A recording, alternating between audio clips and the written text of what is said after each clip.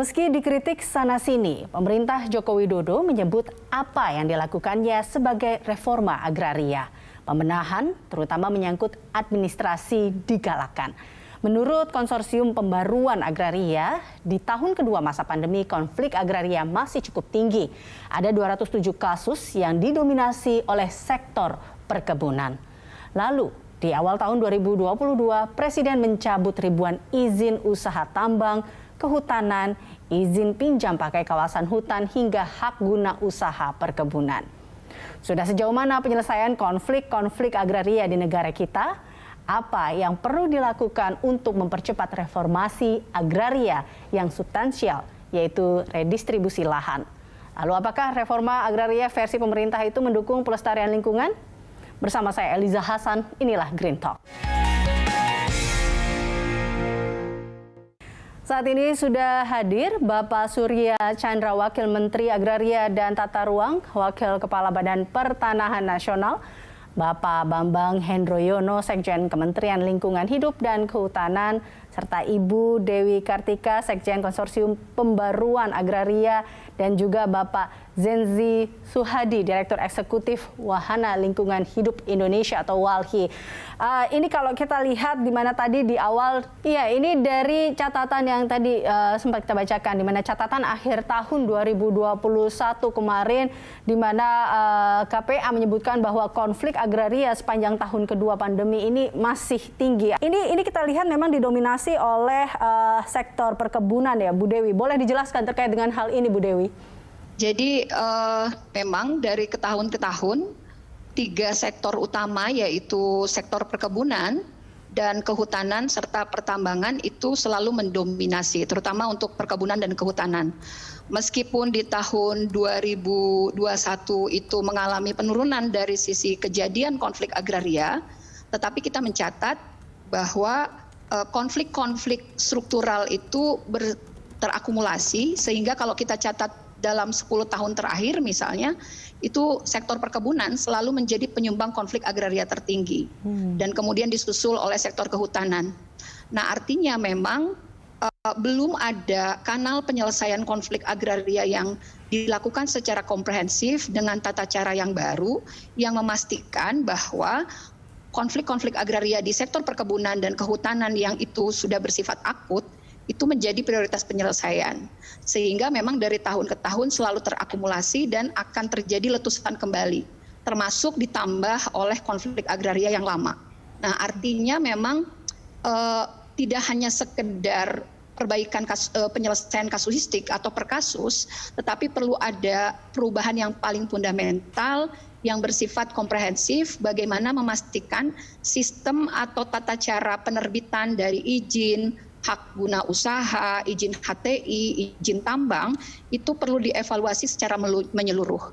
Dari tahun ke tahun, masyarakat yang terdampak konflik agraria struktural itu semakin masif, semakin meluas. Misalnya di tahun 2021 itu meskipun dari sisi jumlah konflik itu menurun dari 241 di tahun 2020, di 2021 menurun menjadi 207 konflik, tetapi dari sisi rumah tangga yang mengalami konflik agraria semakin banyak.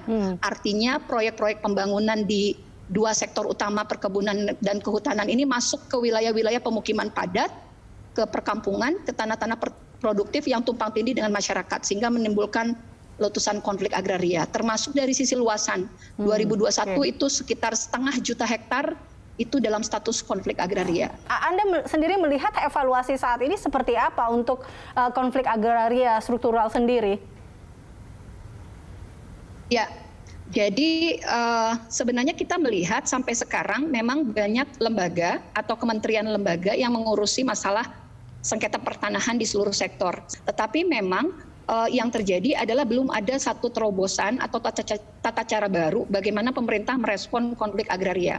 Selalu kembali kepada tata cara lama konflik agraria itu dianggap sebagai pendekatannya dengan hukum formal, formalistik saja atau legalistik, sehingga kebanyakan masyarakat kecil seperti petani, masyarakat adat, masyarakat miskin itu diukurnya dari sisi pemilikan tanah secara legal, artinya punya sertifikat atau tidak punya sertifikat. Kalau mereka tumpang tindih dengan konsesi perkebunan, kehutanan atau tambang, dianggap justru masyarakatlah menjadi yang pihak yang ilegal dalam hal ini. Nah, dalam tata cara yang formalistik, hukum positif semata atau legalistik itu sudah tidak dimungkinkan sebagai pendekatan penyelesaian konflik agraria. Tetapi pendekatannya adalah pemulihan hak. Karena dari tahun ke tahun konflik agraria itu bukan sekedar kejadian biasa, dia menunjukkan ada perampasan tanah terjadi, ada penggusuran wilayah masyarakat yang seharusnya itu tidak timbul izin, tidak timbul perpanjangan, harusnya dikoreksi dulu, kemudian dihentikan dulu penerbitan izin-izin baru, karena kalau tidak dihentikan penerbitan izin-izin baru atau hak atas tanah bagi perkebunan, maka ini akan semakin terakumulasi antara konflik agraria struktural yang lama dengan yang baru. Pak Surya, tanggapan Anda? Saya kira benar yang disampaikan Mbak Dewi ya Mbak. Memang konflik dari segi angka barangkali menurun, tapi kita tidak bisa melihatnya sekadar angka, karena itu kan simptom dari problem besar yang tadi sudah disampaikan. Secara umum saya setuju. Nah pertanyaannya kenapa terjadi, kenapa terus masih ada marak penyelesaian konflik agraria? Saya kira ada 3 hal ya. Pertama memang ketersediaan lahan itu sendiri dikombinasikan dengan tingginya kebutuhan akan tanah oleh rakyat dan ketimpangan kepemilikan atas tanah itu yang tadi juga disampaikan oleh Mbak Dewi. Kalau kita lihat dari total luas tanah di Indonesia yang kurang lebih 1/4 dari total luas wilayah gitu ya. Jadi 1/4-nya itu tanah, itu 64% diklaim sebagai kawasan hutan. Nih Pak Bambang di sini ada ya.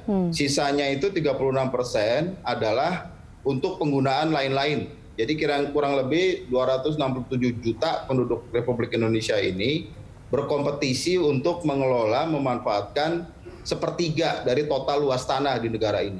2/3 itu adalah hutan gitu. Nah dengan sedikitnya ruang atas tanah dan beban jumlah penduduk yang tinggi itu, rasanya memang secara alamiah sengketa dan konflik agraria akan terus marak gitu. Nah belum lagi kalau kita mengacu kepada survei pertanian antar sensus ya, antar penduduk yang dilakukan oleh Kemenko Perekonomian, itu kepemilikan lahan per kapita kita 0,6%. Jadi memang 0,6 hektar per kapita.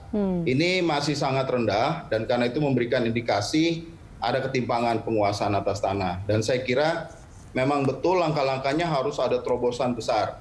Nah menurut Undang-Undang Pokok Agraria itu kan ada 4 tugasnya agraria ya. Pemanfaatan, penggunaan, ini terkait urusan ekonomi, pemeliharaan, dan penyediaan. Nah, fungsi penyediaan yang keempat ini memang relatif Kementerian ATR BPN atau BPN zaman dulu belum efektif.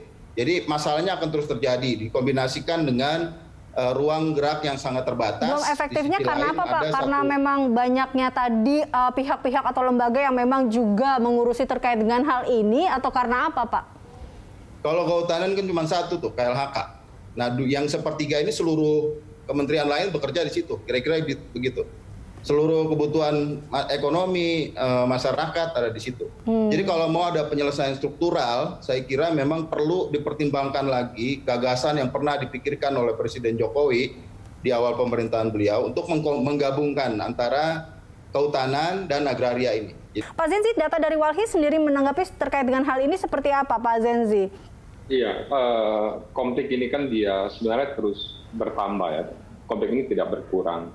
Kalau angkanya menurun itu yang muncul ke permukaan yang menurun. Tapi angka konflik itu sebenarnya masih sama dan cenderung bertambah. Tetapi angka pertambahan konflik memang tidak setinggi di periode tahun 2010-an ya, karena memang penurunan izin kepada sektor ekstraktif itu menurun. Nah, kenapa penyelesaian konflik ini menjadi sangat susah? Karena alat kontrol terhadap perizinan dengan otoriti penerbit izin itu dia terpisah. Selama ini penerbit izin itu kementerian. Nah, penegakan hukumnya itu lebih banyak itu di kepolisian. Nah, ini kemudian membuat masyarakat yang menolak penerbit izin, menolak kerusakan lingkungan, menolak perampasan tanah, itu cenderung mereka dibungkam dengan kriminalisasi. Saya mengusulkan di setiap kementerian yang mempunyai kewenangan menerbitkan izin, itu ada gakumnya, sehingga tidak langsung di kepolisian. Kalau ada ini, maka ada kontrol terhadap pelaksana atau pemegang izin yang diterbitkan. Dan saya setuju tadi dengan Pak Wamen ya, bahwasanya angka konflik akan terus juga meningkat kalau tidak dibenahi di tata kelolanya, karena memang luas daratan Indonesia ini kan lebih besar kawasan hutan. Nah, memang sudah ada kebijakan dari pemerintah sekarang, kebijakan perhutanan sosial, hutan adat yang bisa berkontribusi menurunkan kemungkinan angka konflik. Tetapi dari data yang kita lihat, di setiap provinsi itu angka konflik dia berbeda. Ada provinsi yang setiap penduduknya itu hanya punya kesempatan untuk mendapatkan 0,24 hektar per orang. Itu karena setengah dari kawasan provinsinya itu adalah kawasan hutan. Sedangkan wilayah yang bukan kawasan hutan itu sudah habis dibagi untuk perkebunan skala besar dan tambang. Sedangkan masyarakat yang tidak mempunyai akses hukum dan akses kebijakan, cenderung wilayahnya itu berkurang. Baik, Pak Bambang, tanggapan Anda? Dalam kaitan dengan kawasan hutan ya, tentunya tadi sudah disampaikan bahwa dalam 5 tahun terakhir atau 7 tahun terakhir ini kan KLHK atas arahan yang hormat Bapak Presiden untuk mengevaluasi kembali dalam kaitannya dengan keberpihakan dan keadilan masyarakat yang berada di dalam kawasan hutan, di sekitar kawasan hutan. Dan juga kita melihat yang berada di luar kawasan hutan. Proses yang begitu panjang, dan kita memahami sekali karena KLHK kerja dengan seluruh stakeholder dan pemerintah tentunya dengan Kementerian ATR, Kementerian Dalam Negeri ya. Ini sangat mutlak untuk bisa menjamin penyelesaian konflik. Nah, dalam kaitan itu sebenarnya kita sudah ada corrective action bersama Kementerian ATR, Pak Wamen, dalam posisi ketika kita menjalankan peraturan Presiden nomor 88. Di situ sebenarnya awal dari kebijakan yang diarahkan untuk bisa menjamin keberpihakan dan keadilan kepada masyarakat. Dalam posisi kawasan hutan, ini kita justru juga telah berupaya untuk tadi dikatakan oleh Bang Zenzi dalam kaitan dengan reforma agraria. Ketika kita bicara selama itu di dalam kawasan hutan, kita akan memberikan akses legal. Dan bahkan kalau memang di dalam kawasan hutan tadi disampaikan oleh Pak Wamen maupun Bang Zenzi, itu terlihat existing di lapangan itu sudah jadi pemukiman. Dan kita pun justru dalam proses evaluasi kebijakan dalam tetap menjaga Undang-Undang 41 Kehutanan itu jelas tegas bahwa masih ada solusi ketika bisa dilakukan perubahan batas. Akhirnya keluarlah reforma agraria dan disebut tanah objek reforma agraria dari kawasan hutan. Itu ada dari awal 4,1 juta hektar dan sekarang catatan kami itu 5 juta sekian. Dalam posisi kita telah mampu membuat peta indikatif bagaimana TORA yang dimaksud dalam kaitan dengan penyelesaian konflik. Nah, kalau tadi dikatakan bahwa pemerintah belum menyiapkan tatanan kebijakan, ya saya harus sampaikan kepada kawan-kawan ya, KPA tentunya, bagaimana ketika kita akhirnya menjadikan sebuah nomenklatur untuk menjamin ke depannya, yaitu penataan kawasan hutan dalam rangka pengukuhan kawasan hutan dan juga sekaligus menyelesaikan penguasaan tanah, penggunaan, pemilikan, dan pemanfaatan yang selama ini sudah ada dalam kaitan dengan ketimpangan. Untuk itu, Ibu Alisa, dalam kaitan kita semua hadir di sini ya, ada baiknya juga kita melihat transformasi kebijakan yang telah dilakukan. Praktisnya begini, kalau itu memang konflik tenurial atau tumpang tindih dan hak-hak masyarakat, memang sebagai contoh, sudah jelas mereka sudah ada sebelum pengukuhan kawasan hutan tahun 99. Itu kita justru dengan Undang-Undang Cipta Kerja dalam tatanan penyelesaian penguasaan tanah dalam kawasan hutan, jelas tegas itu akan dikeluarkan. Artinya kalau bahasa umumnya untuk swasta itu pelepasan kawasan. Kalau pelepasan kawasan itu lama sekali. Kita sekarang menggunakan perubahan peruntukan dan lebih detail lagi hanya perubahan batas. Baik, terkait dengan koordinasi dan juga tadi bagaimana harmonisasi antara semua pihak ini kita akan lanjutkan di segmen berikutnya. Tentunya Bapak dan Ibu, kami masih akan kembali dalam Green Talk. 1, 2, 3.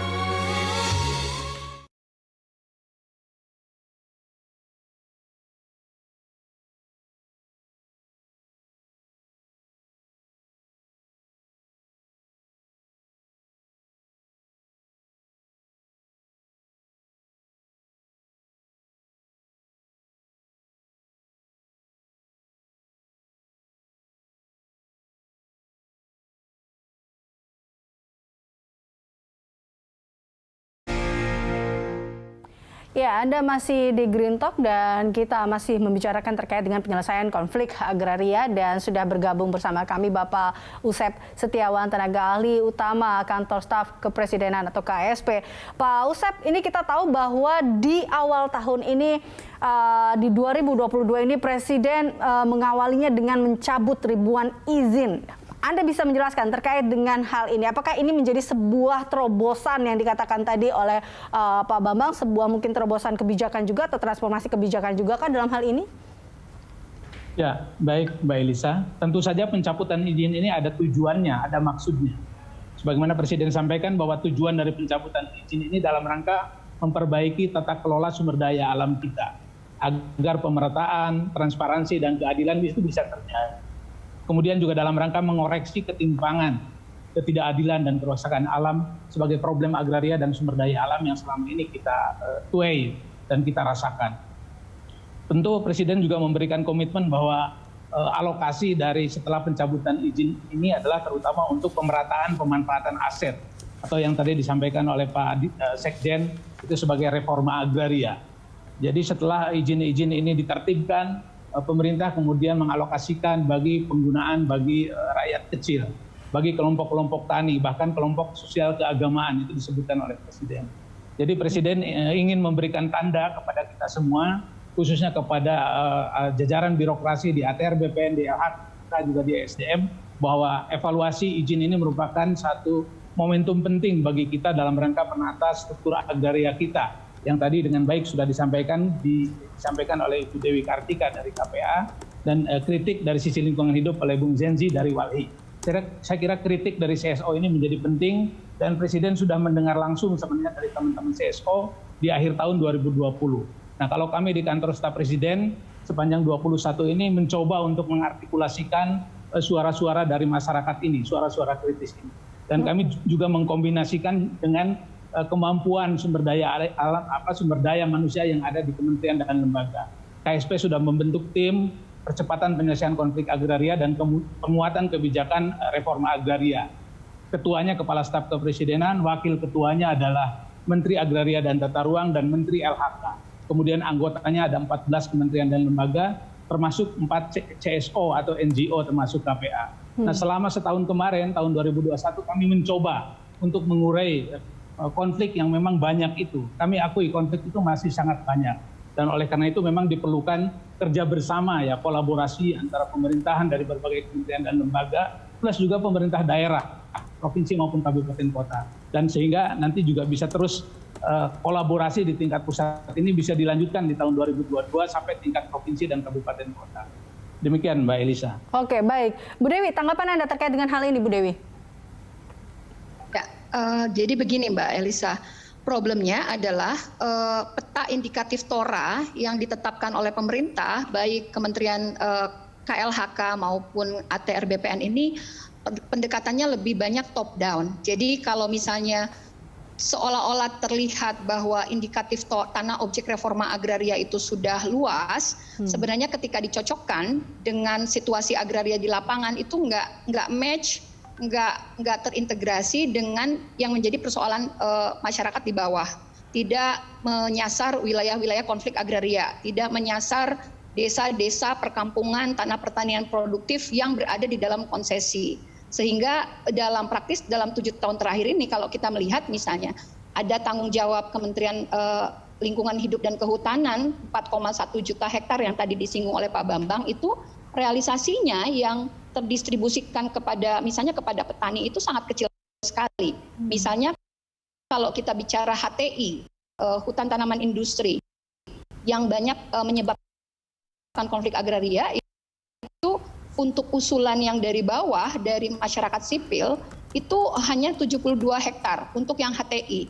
Dibandingkan dengan usulan masyarakat sipil oleh KPA, misalnya kurang lebih 250.000 hektar yang berkonflik dengan kawasan hutan, itu artinya sangat rendah sekali. Lalu kalau berbicara dengan kasus konflik agraria yang berhadapan dengan perkebunan BUMN, PTPN, ini buat kami, ini PR besar bagi pemerintahan. Padahal Presiden Jokowi tahun 2020 menjanjikan kembali bahwa setidaknya 50% dari konflik-konflik agraria atau lokasi prioritas reforma agraria yang diusulkan oleh masyarakat dari bawah itu harus selesai.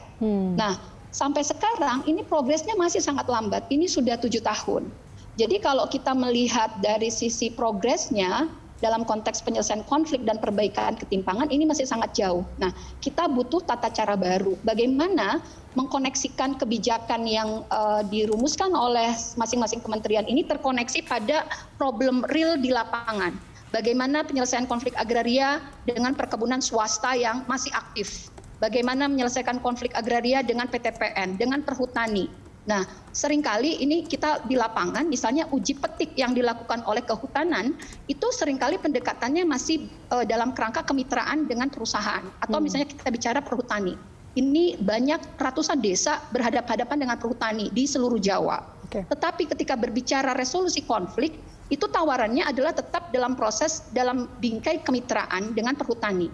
Sementara kita menginginkan desa-desa, kampung-kampung yang memang itu sudah bukan hutan lagi, itu segera dilepaskan dari pelepasan kawasan hutan. Nah, ada problem sebenarnya orientasi alokasi tanah di Indonesia itu masih percaya bahwa korporasi skala besarlah yang akan menimbulkan pertumbuhan ekonomi yang baik. Tidak ada kepercayaan yang sungguh-sungguh dari pemerintah bahwa petani, masyarakat adat, peladang, nelayan, masyarakat agraris di pedesaan itu justru bisa berkontribusi pada pembangunan itu sendiri. Kita lihat orientasi alokasi tanah selama ini tercermin misalnya dari data konflik agraria KPA di tahun 2021 yang kemarin baru diluncurkan, itu 74% penyebab konflik agraria nomor 2 setelah perkebunan itu adalah infrastruktur. Artinya sekarang ini pengalokasian tanah lebih diorientasikan untuk proyek strategis nasional yang rata-rata itu adalah kembali kepada pemilik modal. Nah, sehingga yang harus kita waspadai adalah ketika tadi soal tambang, hutan, perkebunan itu ada yang ditertibkan, pemerintah sebaiknya segera membuka informasi apakah yang kemarin ditertibkan itu adalah berkorelasi dengan wilayah-wilayah ketimpangan dan konflik agraria, termasuk wilayah-wilayah kemiskinan struktural. Karena kalau dia hanya tanah-tanah kosong atau fresh land, maka kita bisa waspadai apakah kembali orientasinya ini adalah yang ditertibkan itu kembali akan diberikan izinnya, hak atas tanahnya itu kepada korporasi skala besar. Oke, Pak Surya, tanggapan Anda? Kalau kita mengacu pada yang dilakukan oleh Presiden didampingi oleh 4 menteri kemarin ya, kan kalau dalam konteks HGU itu di 34.444 hektar. Itu disebutkan kalau 25.000 lebih adalah milik 12 badan hukum, 9.000 lebih hektar merupakan bagian dari 24 badan hukum. Ini sebetulnya angkanya relatif masih kecil, Mbak. karena satu HGU bisa sampai 50.000, 100.000 begitu ya. Jadi mudah-mudahan ini baru tahap awalan yang harusnya dilakukan sesuai arahan Presiden sejak Juni 2020. Itu ada ratas yang meminta agar seluruh menteri melakukan evaluasi perizinan dan hak segala macam. Nah, dalam konteks kami bukan pencabutan izin HGU itu hak ya, bukan izin. Artinya dia adalah penetapan tanah terlantar. Jadi tidak seluruh HGU itu dicabut, tapi sebagian yang terlantar dikeluarkan dan kemudian menjadi lahan untuk yang barangkali bisa digunakan untuk yang lain-lain, termasuk untuk reforma agraria. Tetapi rasanya belum tentu cuma reforma agraria begitu. Jadi harus ada kombinasinya gitu. Nah, penetapan tanah terlantar ini baru satu isu yang menjadi tugas pokok di kami. Tetapi ada tugas reforma agraria itu kan penataan ulang akses kepemilikan segala macam ya atas tanah. Nah, kalau tanahnya masih dua rezim kayak sekarang, yang sepertiga adalah rezimnya BPN, 2/3 adalah rezimnya kehutanan, kita akan selalu ketemu kesulitan begitu. Tadi Pak Bambang menyampaikan ada katanya tata batas ya. Tata batas ini sering begini Mbak. Kenapa begitu? Karena skalanya aja udah beda. Hutan itu 1/200.000, kami ada yang 1/1000 begitu. Atau hutan sekarang 1/50.000, tetap aja 1/1000 kan jauh, jadi overlapping. Kalau terjadi penataan batas barang tadi yang seperti disampaikan Pak Bambang, kadang-kadang orang BPN itu begitu ketemu hutan di garis ini gitu ya, dia lari kemarin supaya takut salah. Karena ada gakumnya di sana, Bung Senji. Jadi bisa ditangkap tuh orang BPN kalau salah ngukur begitu. Nah, selama situasi masih seperti ini, 4 fungsi dari agraria ya, pemanfaatan, penggunaan, pemeliharaan, lingkungan, dan penyediaan, pencadangan, kita akan selalu ketemu masalah ini. Jadi saya tetap pada pandangan memang sudah waktunya agraria dan planologi deh, khususnya kehutanan ini digabung jadi satu kementerian. Baru kita bisa mulai menata strateginya bagaimana, tata ruangnya, pemanfaatannya di mana, mana yang harus kita jaga sebagai konservasi, mana yang harus dilepas. Tadi seperti disampaikan oleh Mbak Dewi ya, dan ini problem yang dihadapi hari-hari oleh orang BPN. Saya ingin mendapatkan tanggapan dari Pak Zenzi usai jeda. Pemirsa, kami masih akan lanjutkan perbincangan ini sesaat lagi. Tetaplah bersama kami dalam Green Talk. Hai penonton, bukan sulap.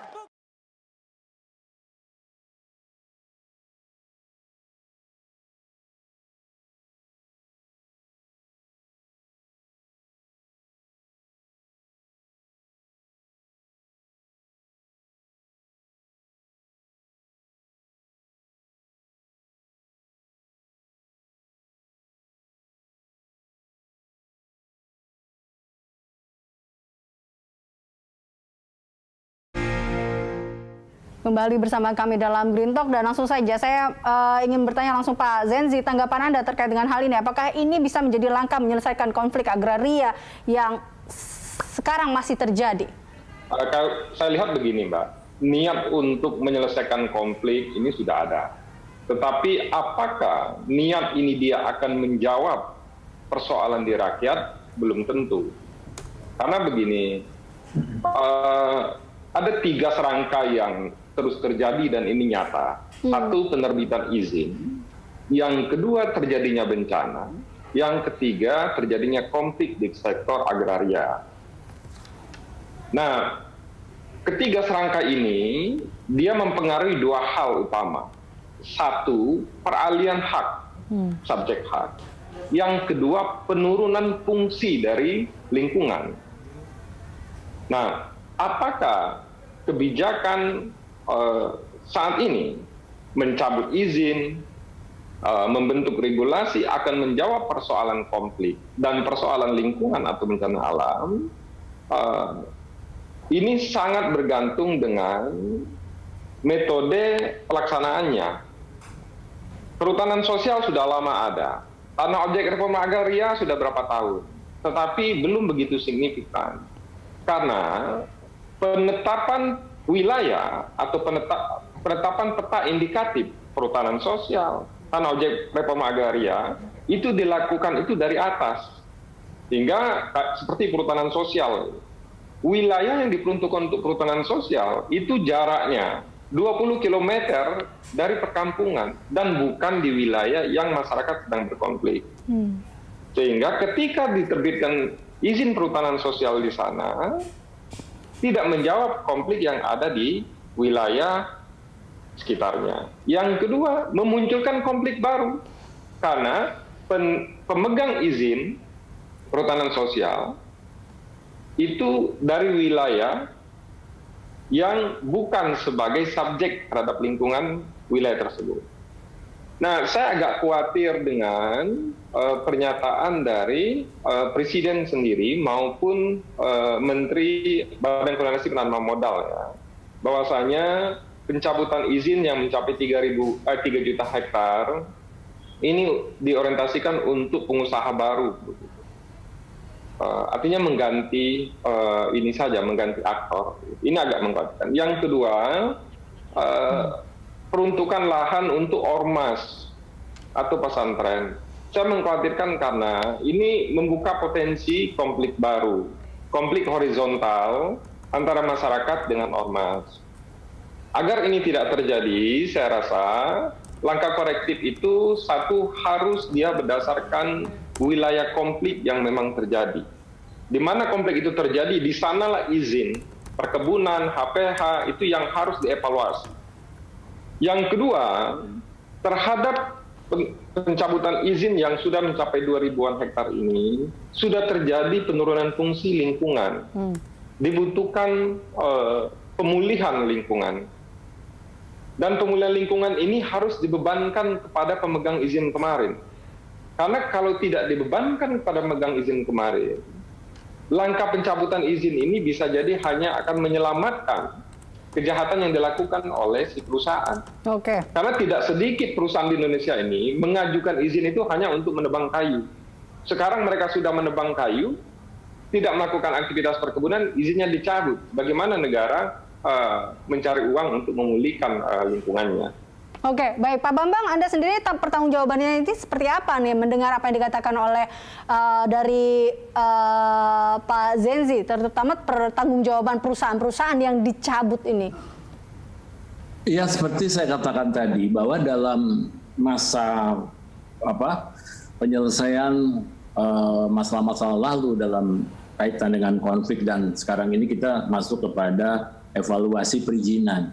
Jadi evaluasi perizinan, Ibu Elisa, bukan dilakukan baru sekarang ini, dan di KLHK sudah 3 tahun terakhir, dan ini menjadi salah satu prioritas utama ketika harapannya memang mendukung bagaimana tadi yang saya katakan keberpihakan dan keadilan kepada masyarakat.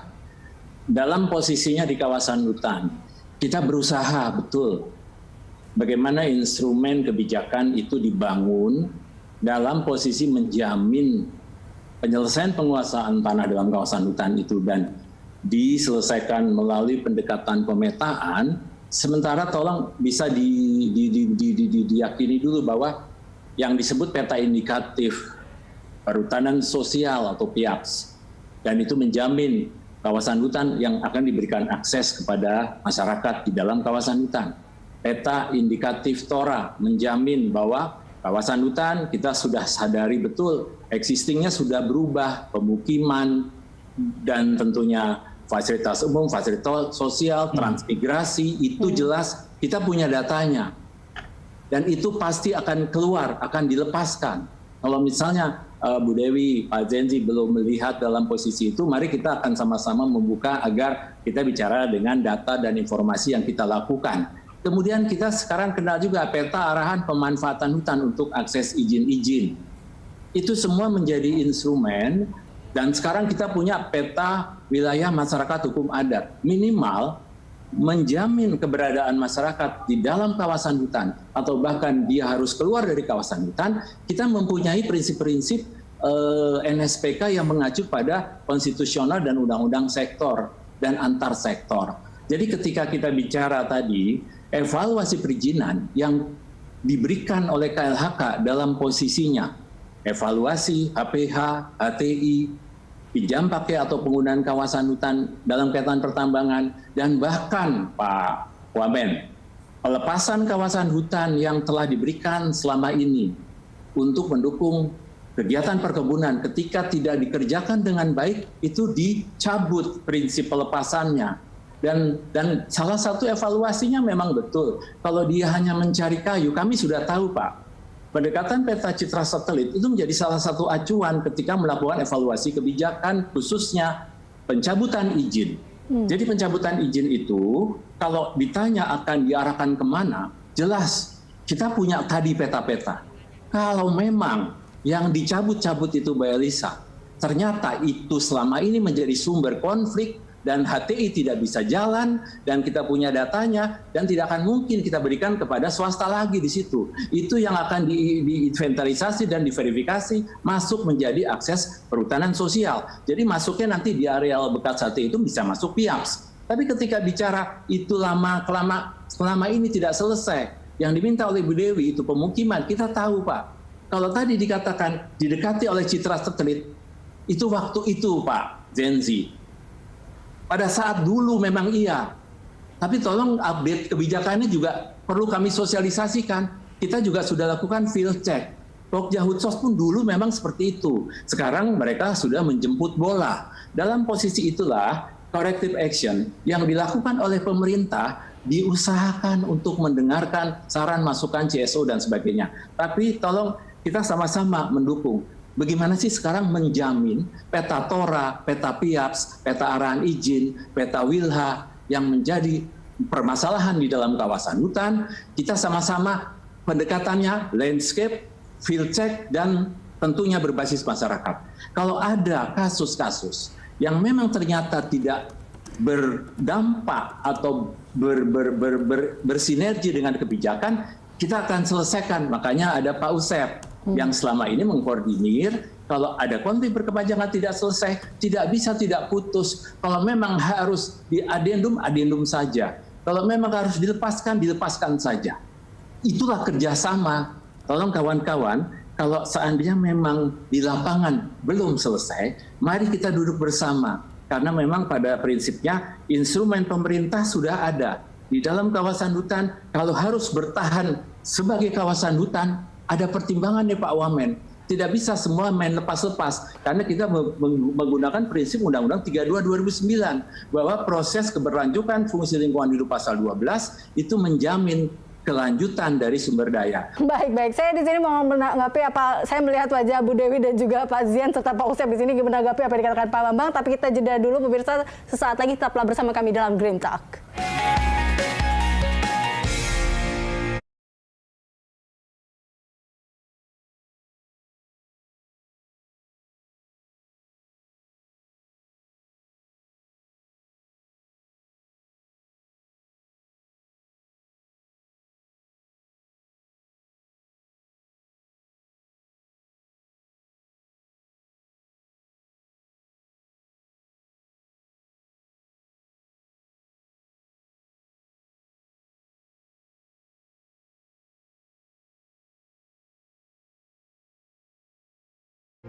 Kembali bersama kami dalam Green Talk. Sebelum saya ke Bu Dewi, saya mungkin ke Pak Usep dulu. Pak Usep, tadi terkait dengan langkah pencabutan izin ini salah-salah bisa jadi membuka potensi konflik baru. Bisa dikatakan seperti itu yang dikatakan oleh Pak Zenzi tadi. Tanggapan Anda terkait dengan hal ini ya, Pak Usep? Baik, Mbak Elisa, kalau kita ikuti betul-betul ya pidato Bapak Presiden tanggal 6 Januari yang lalu, itu jelas sekali maksud dan tujuan dari pencabutan izin itu untuk apa, untuk siapa, dan seterusnya.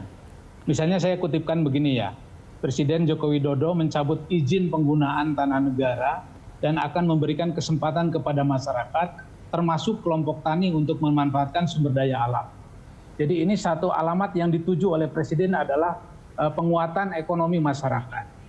Jadi pencabutan izin ini, sebagaimana tadi Pak Sekjen KLHK sebutkan, ini merupakan salah satu instrumen saja dalam rangka menyelesaikan konflik. Dan memang pencabutan izin ini belum langsung selesainya konflik, belum. Perlu proses lebih lanjut. Nah, oleh karena itu saya kira Kementerian ATR, Kementerian LHK, dan Kementerian SDM setelah izin ini dicabut memang harus segera menyusun skenario untuk alokasi penggunaan dan pemanfaatannya. Nah, kami di kantor staf Presiden selama 5 atau 6 tahun terakhir ini memang mengarahkan berdasarkan arahan Presiden untuk betul-betul mengalokasikan tanah melalui reforma agraria ini untuk kepentingan petani miskin, rakyat kecil, petani tidak bertanah, buruh tani, petani gurem, dan seterusnya. Dan itu sudah termaktub dalam Perpres 86 tahun 2018 tentang reforma agraria. Dan Perpres ini selama ini sudah coba dijalankan, walaupun tentu saja dengan penuh kekurangan dan keterbatasannya. Nah, oleh karena itu Presiden sudah mengarahkan kepada kami dan juga Menteri ATR dan Menteri LHK, juga Menko Perekonomian untuk segera memperbaiki Perpres 86 ini. Misalnya dalam konteks penguatan kelembagaan. Jadi gugus tugas reforma agraria yang ada dalam Perpres 86 ini dipandang belum cukup kuat selama ini dalam rangka misalnya untuk menyelesaikan konflik. Juga termasuk untuk redistribusi tanah. Tadi kita dengarkan dari Pak Wamen ATR dan Sekjen LHK, bahwa untuk redistribusi tanah dari bekas kawasan hutan ini tidak mudah, tidak selalu mudah. Apalagi tadi disampaikan oleh Ibu Dewi, itu tidak selalu tanah yang dilepaskan dari kawasan hutan itu klop dengan kebutuhan masyarakat, dan seterusnya. Apalagi Bung Janji mengatakan belum tentu juga redistribusi ini bisa memulihkan kondisi lingkungan. Ya memang betul. Jadi ini puzzle-puzzle yang masih terpisah-pisah, dan Presiden berkomitmen untuk mempercepat pelaksanaan penataan keagrarian ini.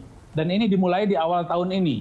Dan tentu saja evaluasi ini harus terus dilakukan sambil sambil jalan dengan itu membuat skenario pengalokasiannya, penggunaannya. Saya kira banyak sekali petani yang sekarang ini sudah berorganisasi, sudah didampingi oleh KPA, oleh Walhi, oleh organisasi-organisasi yang lain. Nah, inilah yang penting untuk diajak kolaborasi. Presiden sudah memberi arahan kepada Menteri LHK, Menteri ATR untuk terus menggandeng CSO ini. Dan tahun 2022 ini saya kira ini kesempatan emas ya untuk memperkuat kolaborasi itu, memperkuat kerjasama ini.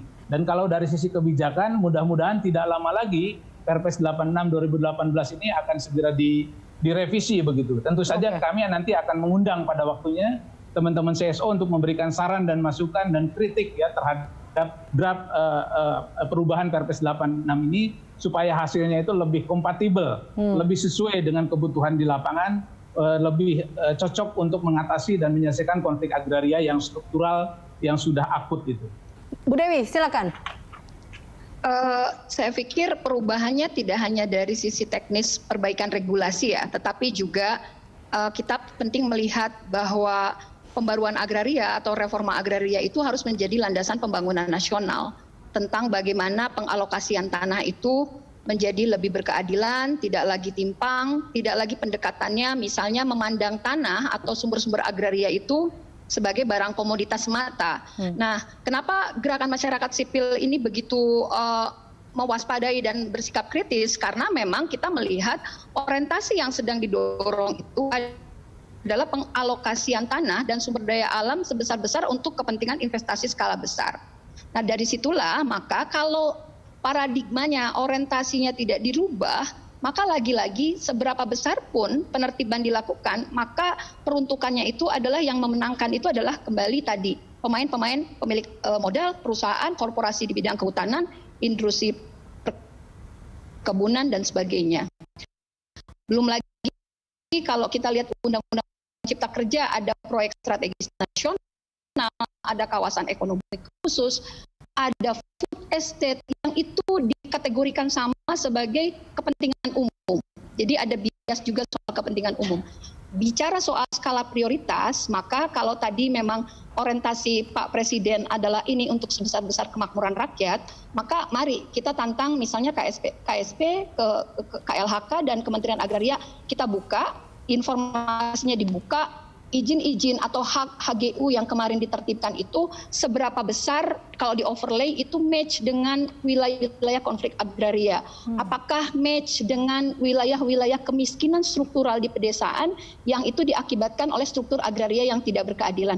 Match enggak? Nah, kalau tidak match artinya skala prioritas itu sedang tidak dilakukan. Tetapi kalau yang ditertibkan kemarin itu, meskipun itu dari sisi size atau ukuran masih sangat kecil ya, kalau dibilang itu akan memperbaiki ketimpangan, sangat kecil dibandingkan potensi tanah terlantar yang ada, kemudian klaim kawasan hutan yang masih tumpang tindih dengan desa dan pemukiman atau pertanian produktif.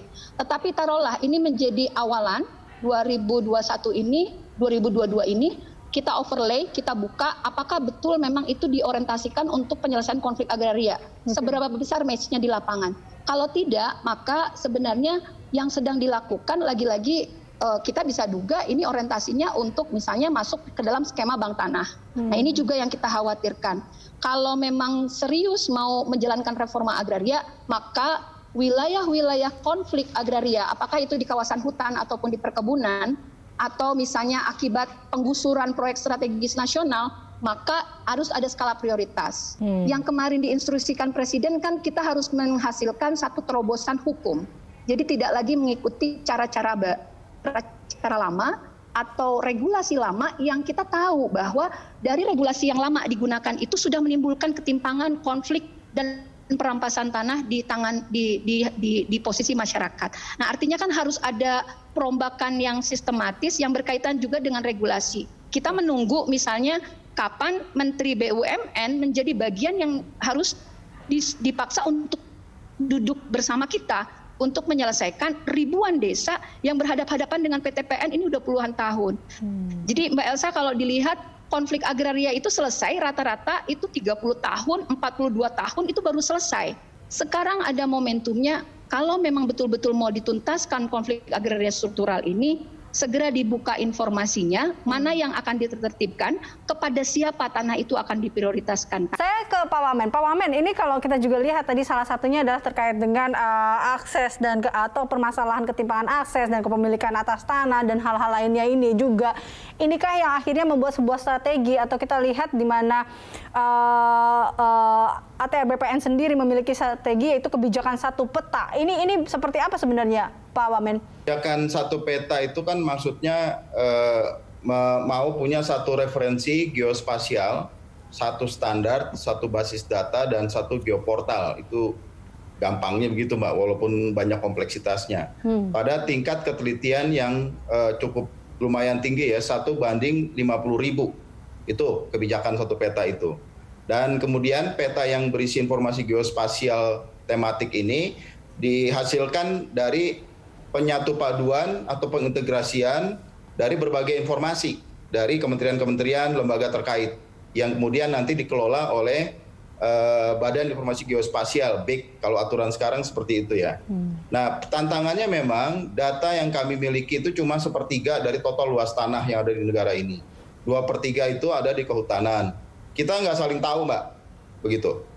Mau bagi pun ragu-ragu, ntar takut salah malah jadi kena masalah, begitu. Kemudian juga dalam konteks kemarin ya, katakanlah ada niat baik dan sikap tegas dari Presiden, kita evaluasi perizinan termasuk izin kehutanan, HGU, izin tambang dan sebagainya itu memang bagus ya, sudah ada pencabutan izin. Tapi masalahnya adalah ini izin terhadap sebagian tuh izin perkebunan dari hasil pelepasan kawasan hutan. Oke. Masalahnya adalah ketika dari kawasan hutan dikeluarkan itu menjadi istilahnya area penggunaan lain APL. Di sini udah bisa kasih hak nih Mbak. Nah ketika izinnya dicabut, apakah haknya rontok semua? KLHK bilang mereka bekerja berdasarkan undang-undang. Kami mengeluarkan sertifikat juga berdasarkan undang-undang. Jadi mana yang mau dipakai? Ini artinya apa yang sudah diinisiasi oleh Presiden yang sangat baik, masih banyak turunan yang harus dikerjakan. Ini sedang ada koordinasi. Saya harap Pak Sekjen bisa segera kita ketemu, beresin soal ini. Harus ada jaminan hak yang sudah keluar ketika menjadi APL dari pelepasan kawasan hutan misalnya, tidak serta-merta jadi hapus begitu, atau terperangkap dalam kawasan. Ini kita bicara tidak cuma satu kejadian aja, tapi banyak serangkaian kejadian. Bagaimana hak-hak yang dikeluarkan pada saat area penggunaan lain, kemudian berubah menjadi hutan. Nah ini haknya terperangkap nih, tidak bisa ada peralihan, tidak bisa ada pemeliharaan dan seterusnya. Padahal mereka mendapatkan hak secara prosedural. Baik. Ini nampaknya harus duduk bareng, benar apa yang dikatakan tadi. Mungkin ini bisa dilakukan juga nih, agak menemukan sebenarnya titik temunya seperti apa. Tapi kita masih ada satu segmen terakhir, Bapak dan Ibu. Kami masih akan kembali pemirsa usai jeda. Tetaplah bersama kami dalam. Ketika keadaan mendadak berubah, saat kita hanya bisa berjalan pelan,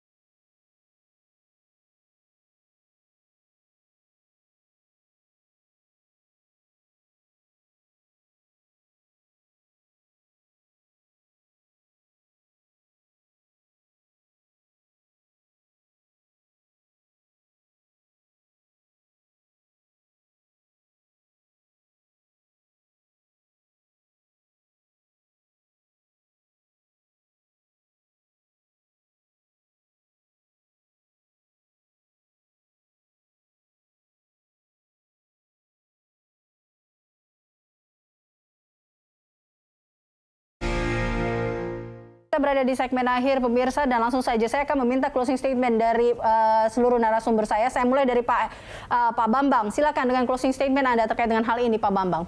Kami di KLHK, karena ini merupakan kementerian yang banyak melakukan kemitraan dengan seluruh stakeholder, untuk itu kita berkomitmen lah dalam menjamin penyelesaian, kalau bahasa kita itu penyelesaian penguasaan tanah dalam kawasan hutan melalui penataan kawasan hutan dalam rangka pengukuhan kawasan hutan. Ini tentunya akan tetap mendengarkan masukan-masukan dari CSO dan tadi difasilitasi oleh KSP dan Kementerian ATR, Kementerian Dalam Negeri, termasuk provinsi dan kabupaten. Inilah yang harus duduk bersama untuk kolaboratif karena instrumen kebijakannya pemerintah yang saya sampaikan tadi sudah ada. Dan pakailah ini sementara yang bisa kita selesaikan dan sambil berjalan nanti kita akan lihat kembali sesuai dengan tadi saran dari Bu Dewi. Insya Allah komitmen kita bersama apa yang telah ada existing di dalam kawasan hutan, kami berkomitmen untuk dapat diselesaikan dalam kaitannya dengan tentunya kalau kita ada Undang-Undang Dasar 1945, amandemen pasal 28H, dan kita juga punya Undang-Undang 32 2009, Undang-Undang 41, itu pada akhirnya akan tetap berkomitmen untuk menjamin bagaimana masyarakat tetap bisa produktif berada dimanapun, dan ini merupakan tanggung jawab kita bersama. Demikian Ibu Elisa, terima kasih. Baik, Mbak Dewi, silakan. Pertama tentu berkaitan dengan konflik agraria struktural, perlu ada perubahan paradigmatik. Tadi sudah disinggung soal revisi Perpres Reforma Agraria yang sudah diminta dituntut sejak 2019, kemudian diingatkan lagi kepada Presiden 2020. Ini sampai sekarang masih macet dan tidak ada proses yang terbuka dengan kami di gerakan masyarakat sipil, sehingga perlu ada keterbukaan bagaimana arah revisi Perpres Reforma Agraria itu akan dilakukan, termasuk soal mengingatkan lagi mandat TAP MPR 9 2001 tentang pembaruan agraria dan pengelolaan sumber daya alam, soal mandat seharusnya ada juga landasan hukum yang bersifat lebih tinggi, yaitu undang-undang terkait pembaruan agraria atau undang-undang reforma agraria, sehingga nanti generasi ke depan tidak lagi mewarisi konflik-konflik agraria struktural, tidak lagi mewarisi kerusakan lingkungan yang sangat masif akibat orientasi pengadaan tanah untuk skala besar. Nah, yang kedua, untuk pendekatan yang sifatnya untuk yang darurat terkait konflik-konflik agraria yang datanya sudah masuk ke semua kementerian, masuk ke meja Presiden, maka ini harus ada kebijakan dan seterusnya. Harus ada diskresi hukum bagaimana mengeluarkan tanah-tanah pertanian produktif, ladang-ladang persawahan, perkampungan definitif itu dari klaim-klaim apakah itu konsesi perkebunan ataupun pertambangan ataupun kehutanan. Karena sebenarnya ini sudah puluhan tahun, sebaiknya kalau memang Presiden mau serius menjalankan reforma agraria dan menyelesaikan konflik agraria untuk perbaikan ketimpangan, maka lokasi-lokasi prioritas reforma agraria itu harus segera konkret diselesaikan, betul-betul tanah itu kembali kepada masyarakat. Begitu, Mbak. Oke, baik. Pak Usep? Saya kira keberpihakan Presiden sudah sangat jelas dan tegas pada perwujudan keadilan akses terhadap tanah dan sumber daya alam. Sebagaimana yang terakhir kita dengarkan pada 6 Januari yang lalu dengan pencabutan berbagai izin usaha atau konsesi atau hak guna usaha bagi perusahaan-perusahaan besar. Dan orientasinya jelas, Presiden ingin supaya pertumbuhan ekonomi rakyat ini yang diorientasikan pasca pencabutan izin tersebut. Oleh karena itu, saya kira kementerian dan lembaga yang terkait setelah ini perlu segera menyusun skenario, agenda, dan kerja bersama dengan CSO di berbagai wilayah supaya tepat betul-betul sasarannya. Nah, oleh karena itu saya kira keberpihakan Presiden ini perlu terus diglorifikasi dengan cara yang positif oleh kementerian dan lembaga dan juga CSO. Tentu saja saran dan masukan serta kritik dari CSO sangat membantu bagi kita semua. Mudah-mudahan kita bisa terus membangun kerja bersama ini di sisa pemerintahan. Ada 3 tahun lagi, mudah-mudahan tahun 2022 ini tahun emas, tahun kita bisa membuat karya dengan reforma agraria yang bisa lebih nyata lagi, lebih terbukti lagi, bisa meningkatkan kesejahteraan dan kemakmuran rakyat sebagaimana amanat konstitusi. Pak Zenzi, silakan. Ya, perbaikan tata kelola lingkungan dan sumber daya alam ini harus menyasar 3 hal ya. Satu, pemulihan hak, pemulihan fungsi lingkungan, dan pemulihan ekonomi rakyat yang selama ini tanahnya terampas. Saya mau menggarisbawahi berkaitan dengan pencabutan izin pelepasan kawasan hutan yang selama ini diperuntukkan untuk perkebunan kelapa sawit, maka ini harus diikuti oleh ATR BPN mencabut HGU-nya. Karena di atas tanah itu ada hak rakyat yang selama ini dirampas dan ada ekonomi yang dihancurkan. Kalau pencabutan izin pelepasan kawasan hutan tidak diikuti dengan pencabutan HGU, maka ini tetap akan ada konflik antara masyarakat dengan perusahaan perkebunan. Saya rasa demikian, Mbak Elisa. Ini kita masih menunggu closing statement Pak Surya. Silakan Pak Surya. Seperti tadi sudah kita sama-sama bahas ya, memang ada kebutuhan yang terus meningkat dengan ketersediaan lahan yang juga terbatas. Jadi konflik agraria tampaknya memang masih niscaya. Jadi upaya-upaya teman-teman KPA, teman-teman Walhi, banyak CSO yang lain saya kira sudah sangat tepat. Presiden itu sudah memberikan tanda-tanda yang memang sudah cukup eksplisit ya, menerima kedatangan CSO, meminta kasusnya kemudian dibahas oleh lintas kementerian, ditargetkan harus selesai segini, tahun ini, tahun depan bagaimana. Itu terjadi akselerasi, memang ada konsolidasi juga penanganan konflik agraria. Dan ini baru gong kecilnya. Tapi kenapa masih terus jadi concern, masih terus terjadi konflik agraria? Karena gong besarnya belum bunyi, belum dapat kita. Nah, dalam konteks itu memang kita perlu betul-betul menata keseluruhan ruang yang kita punya. Jadi barangkali pertama perlu dipertimbangkan lagi secara massal penggabungan Kementerian Agraria dengan Kehutanan. Ini harus klop gitu loh, supaya kebutuhan lahannya berapa, lahan yang tersedia berapa, ada di mana, subjek, objek, kita bisa ketemu begitu. Kita bukan anti dengan penjaga kehutanan, perambahan hutan segala macam itu harus kita tidak dukung sama sekali ya. Tapi masalahnya planologi kehutanan yang ada sekarang ini tidak cocok dengan kondisi lapangan begitu. Ini jadi PR besar, saya kira KLHK sudah banyak melakukan upaya membereskan itu, tapi ini tidak akan selesai sampai nanti betul-betul ada penggabungan dua itu. Nah, kami di sementara ini yang mulai dengan yang jadi tugas BPL ya, area penggunaan lain yang sepertiga itu, yang memang ada HGU yang tidak dimanfaatkan secara benar, ditelantarkan, kita cabut. Pelan-pelan dikumpulin. Nah, dalam konteks itu memang betul tadi Mbak Dewi, ini nanti perannya buat siapa nih? Apakah cuma buat Bank Tanah, apakah ada reforma agraria? Disitulah lagi-lagi peran CSO jadi krusial. Saya berharap kawan-kawan terus pantau ini. Presiden sudah jelas menegaskan hal itu, beliau pimpin langsung ya, konferensi pers didampingi oleh para menteri. Arahannya juga jelas, tinggal kami para pembantunya melaksanakan apa yang diharapkan Presiden yang juga tampaknya juga harapan masyarakat itu. Terima kasih semuanya. Baik, terima kasih Pak Surya, dan sebelumnya terima kasih Pak Bambang, Pak Usep, Bu Dewi, dan juga Pak Zenzi atas diskusinya di Green Talk. Semoga kita bisa mempercepat reformasi agraria dan membawa kemaslahatan bagi rakyat banyak dan lingkungan hidup. Jaga bumi, selamatkan masa depan. Saya Eliza Hasan pamit, terima kasih atas kebersamaan Anda. Sampai jumpa.